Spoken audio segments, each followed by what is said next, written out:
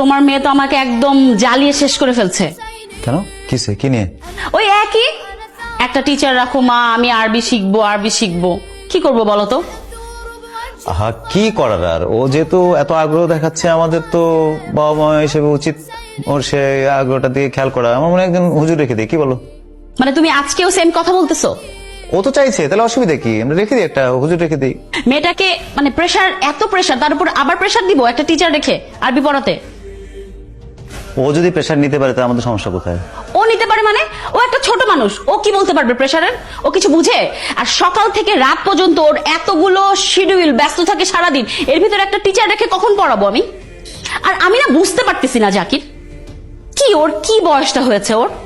ও তো এখন 2-3 বছর পরে গেলে তো তুমি ভালো মতো শিখাতে পারতে না? এমন ক্ষতি তো হতো না, বয়স তো হয়নি ওর। আল্লাহ না করুক আজকে যদি তোমার আর আমার কিছু একটা হয়ে যায়, তুমি বা আমি কোন একটা অ্যাক্সিডেন্টে মারা যাই, ও তো আমাদের সন্তান নাকি? আমরা তো মুসলমান, ও আমাদের সন্তান। ও যে আমাদের জন্য নামাজ পড়ে একটু দোয়া করবে, নামাজ যে কিভাবে পড়তে হয়, নামাজের যে কি সূরা কারাত পড়তে হয়, কিভাবে দোয়া করতে হয়, সেটা তো আমরা এখনো আমাদের মেয়েকে শিক্ষাটা দিতে পারিনি। পারছি? বাবা মা হিসেবে সে শিক্ষা দিতে পারছি?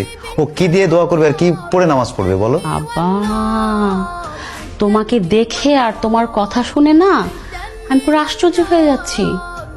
তোমার সাথে আমার এত বছরের সংসার, তুমি তো আজকের আগে কখনো তুমি আমাকে এত ধর্মকর্ম নিয়ে কথা বলনি, এসব কথা তো কোনোদিন বলনি। হ্যাঁ, আজকে তোমার মুখে এসব কথা কোত্থেকে আসতেছে? যখন থেকে তোমার ভাই আর ভাইয়ের ছেলেটা আসছে না গ্রাম থেকে, তখন থেকে তুমি ওদের সাথে একদম ওদের তালে সুরে সুর মিলায় তুমি আমাকে এসব কথা আজকে বলতেছো না? কি বলতেছো? আমি ওদের কাছ থেকে শিখছি। কি বলছো এসব? আমি কি বলছি? আর তোমার কথা শুনে কি মনে হচ্ছে জানো? যে আমি কখনো ধর্মকর্ম কিচ্ছু করিনি, আমার বাবা মা এসব ধর্মকর্ম কিচ্ছু শিখায়নি আমাকে। তুমি নামাজ পড়ছো লাস্ট কবে?